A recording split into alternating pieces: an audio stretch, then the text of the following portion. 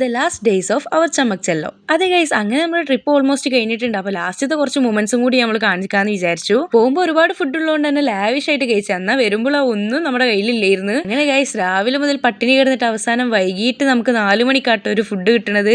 അതും ഒരു ഒന്നൊന്നര ഫുഡ്, ഭയങ്കര എരിവായിരുന്നു ആ ഫുഡിന്. പിന്നെ നമുക്ക് അതൊന്നും തികയാതായപ്പോൾ ലാസ്റ്റ് ബിസ്ക്കറ്റും ചായയും കൂടി കഴിച്ച് അങ്ങനെ പിന്നെ കുറച്ച് നേരം റെസ്റ്റ് എടുക്കുക, ഗെയിം കളിക്കുക, വീണ്ടും ഫോൺ കളിക്കുക. ഇതന്നെയായിരുന്നു മെയിൻ ആയിട്ട് പരിപാടി ഉണ്ടായിരുന്നത്. പിന്നെ ഒരുപാട് ക്ലിപ്സ് ഒന്നും നമ്മൾ എടുത്തിട്ടില്ല, കാരണം എല്ലാവരും ഓൾമോസ്റ്റ് ടയർഡ് ആയിരുന്നേ.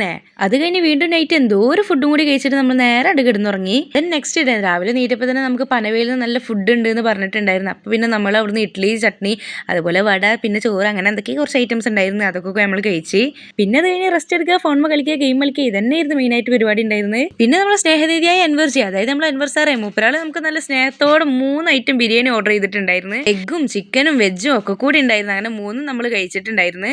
വീണ്ടും കിടന്നുറങ്ങാവോ ഉണ്ടടാ, പാവാണ് സനൊക്കെ കിടന്ന് ഉറങ്ങാണ്ടില്ലേ, പാവം തോന്നുന്നുണ്ട്. കാരണം നല്ല ടയേർഡ് ആയിക്കണ ആൾക്കാരൊക്കെ. മഡ്ഗോവ് എത്തിയാൽ നല്ല ഷവർമ കിട്ടുമെന്ന് പറഞ്ഞിട്ടുണ്ടായിരുന്നു. പക്ഷെ നമുക്ക് ട്രാക്ക് മാറി, അതുകൊണ്ട് തന്നെ ഷവർമ കിട്ടിയില്ല. പകരം എന്തോ ഒരു അപ്പും കറിയും കിട്ടിയിട്ടുണ്ടായിരുന്നു.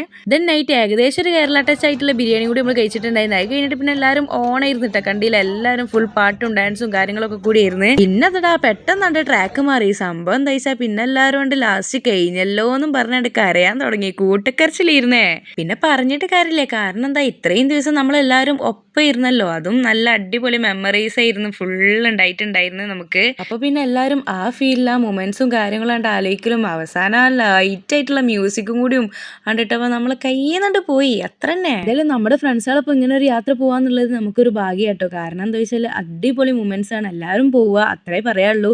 അപ്പൊ നമ്മുടെ വീഡിയോ അവസാനിച്ച് പിന്നെ നമ്മൾ തിരൂരെത്തി നേരെ എല്ലാവരും ഹഗ്ഗയിലും പറയലൊക്കെ കഴിഞ്ഞ് നേരെ പോയി. വീഡിയോ ഇഷ്ടപ്പെട്ടാൽ ലൈക്കും ഷെയറും സബ്സ്ക്രൈബും കൂടി ചെയ്യണേ.